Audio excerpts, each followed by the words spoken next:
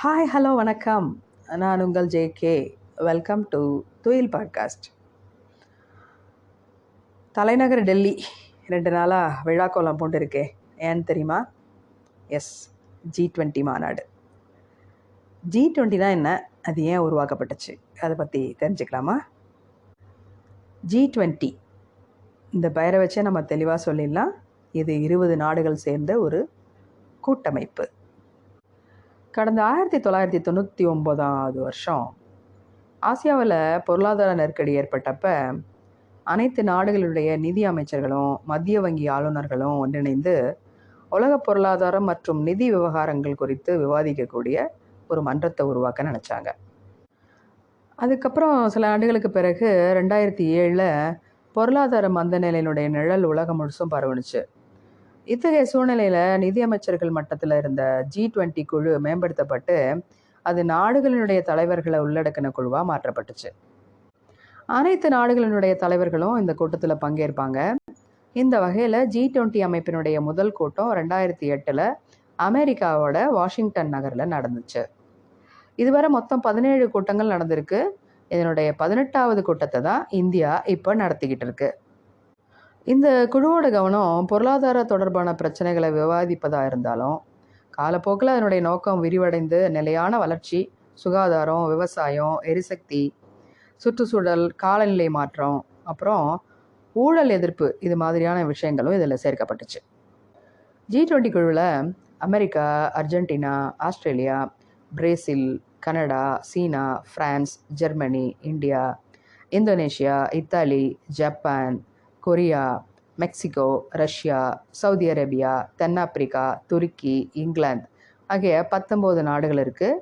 அதோட ஐரோப்பிய ஒன்றியம் இந்த குழுவில் 20வது உறுப்பினராக சேர்ந்திருக்கு.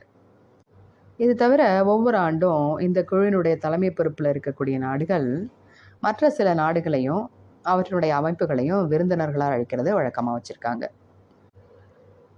இந்த முறை தலைமை பொறுப்பில் இருக்கக்கூடிய இந்தியா வங்கதேசம், Egypt, Mauritius, Netherlands, Nigeria, Oman, Singapore, Spain மற்றும் ஐக்கிய அமீரகம் ஆகிய நாடுகளை அழைப்பு விடுத்திருக்காங்க. G20 குழுவினுடைய உறுப்பு நாடுகள் உலகினுடைய மொத்த உள்நாட்டு உற்பத்தியில் 85%, உலக வர்த்தகத்தில் 75%, உலக மக்கள் தொகையில் 3/2 பங்கையும் அதனுடைய உறுப்பு நாடுகள் கொண்டிருக்கிறத வச்சே இதனுடைய வலிமையை நாம் மதிப்பிட முடியும். இவ்வாறான நிலையில் இந்த மாநாட்டில் எடுக்கப்பட்ட தீர்மானம் உலக பொருளாதாரத்தில் மிகப்பெரிய தாக்குதலை ஏற்படுத்தும். எந்த நாடு G20 தலைவர் பதவியில் இருக்கோ அந்த ஆண்டில் அந்த நாடு தான் G20 கூட்டங்களை ஏற்பாடு செய்யுது. இது 2 தடங்களில் செயல்படுது. ஒன்று, அனைத்து நாடுகளுடைய நிதி அமைச்சர்களும் மத்திய வங்கி ஆளுநர்களும் இணைந்து செயல்படும் நிதி தடம். 2வது, ஷெர்பா ட்ராக், அதாவது இதில் உறுப்பினர் நாடுகளில் தலைவர்கள் இடம்பெறுவாங்க. இதில் விவசாயம், ஊழல் எதிர்ப்பு, காலநிலை, டிஜிட்டல் வர்த்தகம், கல்வி, வேலைவாய்ப்பு, ஆற்றல், சுற்றுச்சூழல், ஆரோக்கியம், சுற்றுலா, வர்த்தகம், அப்புறம் முதலீடு, இது பற்றி விவாதிக்கப்படும். சரி, இந்த G20 மாநாட்டினால இந்தியாவுக்கு என்ன பயன்? இது இந்தியாவினுடைய பலத்தை, அப்புறம் இந்தியா அடைந்திருக்கக்கூடிய முன்னேற்றத்தை உலக நாடுகள்லாம் அறிந்து கொள்ள ஒரு சிறந்த வழியாக இருக்கும். அப்புறம் இந்தியாவினுடைய நேர்மறையான பிம்பத்தை வலுப்படுத்தும். இந்தியா மீதான சர்வதேச பார்வையை அதிகப்படுத்தும்.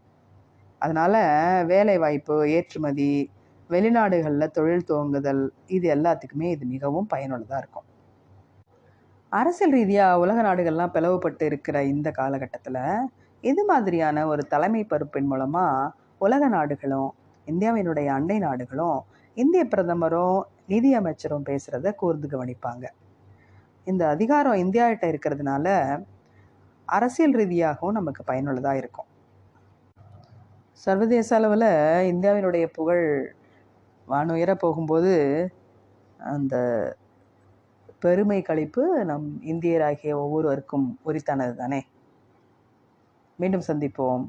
நன்றி.